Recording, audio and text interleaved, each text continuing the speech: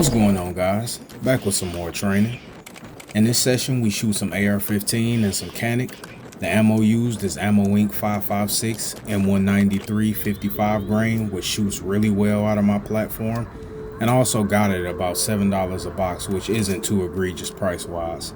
Slight change on the light setup here, went from the tape switch to push button cap, but just running it to see what I like and how the training would change around it. My focus on pistol here is actuating my grip to build a consistent muscle memory and also a driving index, because I noticed my support hand just being disconnected from the grip panel and overall just floating, which is not good to train with habit-wise. So I'm adjusting it now by deactivating and reactivating my grip every rep in these drills. My main goal here is to be intentional, not speed or accuracy, but all intentionality. Bring gun where I want, put sights where I want, and press trigger when I want to put the round where I want. Everything intentional.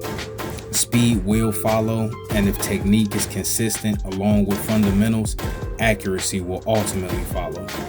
A very important concept in training that I believe is not to train down. I first heard this from the great Jerry Michelet, and the idea of it is to not train with bad habits and do it without addressing or correcting the habits. You might be wondering, how do I know if I train with bad habits? Basically by getting bad or undesirable results. Now, bad or good, however, is based on your training standards personally or professionally, so there is a level of subjectivity in terms of the performance standards. But overall, in essence, training down is training with bad habits unaddressed that produce undesirable results. Also, another reminder as far as training mindset is to always be open and learn from others. It is a greatly beneficial mindset and helps push all of our training standards in the long run. Currently, I have been learning a ton from pro shooter Ben Stoeger.